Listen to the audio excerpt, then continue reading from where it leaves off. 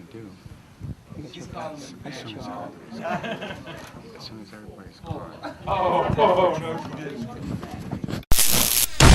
You're watching Gay Life TV. I have one thing to say. You better work. Hello, welcome to the dawn. You're watching DTV, David in Motion. The 24th Annual Human Rights Campaign, Gala, Dinner, and Auction. And thank you for loving us. Hey, it's Torrin, editor-in-chief of David Magazine, and we are here at the Human Rights Campaign Gala. Come on in. Let's go downstairs and see what's going on. You're watching DTV, David Magazine in Motion. Join DTV for the 24th Annual Atlanta Human Rights Campaign Gala and Auction with Academy Award winner Monique, 2011 Ally for Equality Awards recipient, as well as the host for ATL's very own The Monique Show, airing on the BET Network. You're watching David in Motion. Joining Monique will be award winner, producer of Monster Ball, and director of the film Precious, special guest presenter, Mr. Lee Daniels. You're watching DTV, David Magazine in Motion. David Magazine here at Human Rights Campaign 2011. We have more to come, so stay tuned. DTV. You're watching David in Motion. DTV. Monique, first of all, thank you from the leading gay and lesbian publication here in Atlanta. We appreciate all that you're doing. Thank you. What do you think the most pertinent issue is right now for HRC and human rights? Equality. I think that is simply equality. And the moment we realize we need to all be playing on an equal playing field, we become a better world.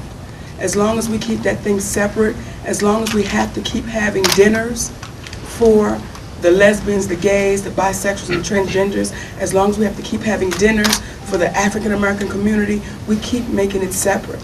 The moment we put it all together and say we're just human beings, watch what'll happen. Thank you for your energy and your spirit. I appreciate it. Thank you so much, brother.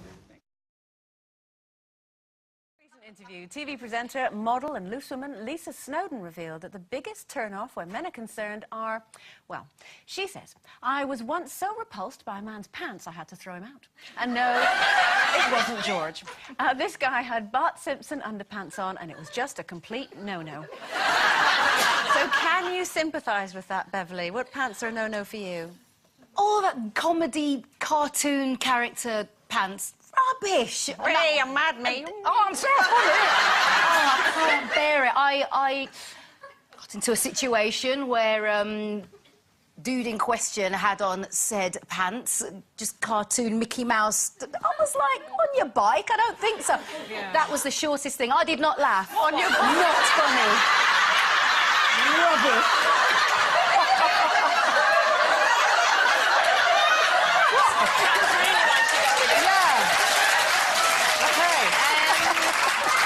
We'll like it. Well, I have to say, I love comedy pants.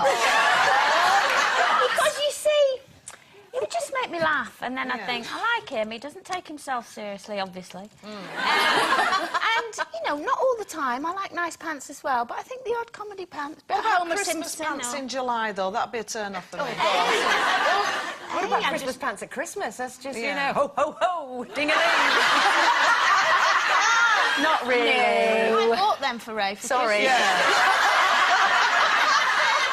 I like them. I think they're funny. Yeah. I think anything that makes me laugh, I think is, you know, once a man makes me laugh in any way, it's like, I just think, oh, I really like him. Steve's pretty good. I mean, he's, you know, most men can be a bit nasty, you know, in the pant area. The ones where they wear those big, baggy, horrible yes. thing. No, that's what I mean. No, Steve's horrible. really good. He's very grown up. He buys his own. And he wears the sort of, you know, the tight jockey short things. And he's very good. And he has a big clear out. You know, normally men just...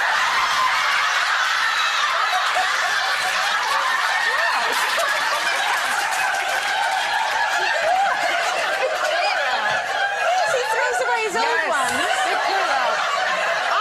I'll tell you which ones I don't like. Right, the old-fashioned brushed Still don't know what they're nylons. laughing at. Can you imagine that if you've got a pair of crimpling trousers on? You know, it would be, after about 5 minutes running down the street, it would be, goodness gracious, great balls of fire. Not good, not good. Not good.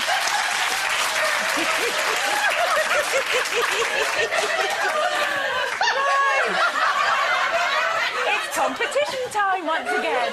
In Maine and Washington, LGBT couples get a green light to sue in New Jersey, a vote on DOMA gets postponed until next week, and marriage equality gets a boost from the National Association of Flight Attendants. I'm Matt Baum, and welcome to Marriage News Watch for November 7th, 2011. We're continuing the countdown to the next milestone in the Prop 8 case. Last week I told you that December 5th at 10 a.m. is the deadline for the California Supreme Court to rule on standing. And this week we learned that we'll be back before the Ninth Circuit Court of Appeals for oral arguments on December 8th at 2:30 p.m. We'll be counting down to the 8th throughout this and future episodes. The fight to repeal DOMA took a tiny step backwards this week, but then took 70 steps forwards. The Respect for Marriage Act, which would repeal the anti-gay marriage ban, was slated for a vote on Thursday, but then at the last moment was postponed until next week. But meanwhile, a group of 70 major employers filed an amicus brief in support of DOMA's repeal. Those employers include Microsoft, Starbucks, Blue Cross, Google, Nike, Time Warner, Xerox, and CBS, among many others, and they're joined by an even wider array of organizations. That includes the Anti-Defamation League, the California Council of Churches, the Central Conference of American Rabbis, the Hindu American Foundation, People for the American Way, the American Psychological Association, the American Psychiatric Association, the National Association of Social Workers, the American Academy of Pediatrics, the American Federation of Teachers, the Screen Actors Guild, the International Brotherhood of Teamsters, and, of course, the Association of Flight Attendants. Among those opposing DOMA is Citizens for Responsibility and Ethics in Washington, who pointed out that DOMA creates a loophole that defeats ethics laws. Because DOMA prohibits government regulators from recognizing LGBT marriages, we don't have to abide by certain rules that govern nepotism or financial disclosures. When the vote finally comes next Thursday, the Respect for Marriage Act will easily pass the Senate Judiciary Committee. Its success in the full Senate is far less clear, but Freedom to Marry has been holding a series of salons to rally conservative support for the bill. The hope is that Republicans will find safety in numbers when they see how many of their colleagues support the freedom to marry. There's more good news in Washington state, where a new survey shows that if the legislature passed a marriage equality bill, 55% of voters would support it in a referendum. Unfortunately, lawmakers haven't announced any plan to pursue marriage equality in 2012, since uncooperative lawmakers could potentially block such a measure. In New Jersey, couples headed back to court in the latest round of a lawsuit over the state's unequal civil unions. The case passed an initial hurdle on Friday when a judge allowed the case to proceed on the grounds that civil unions don't provide equal protection.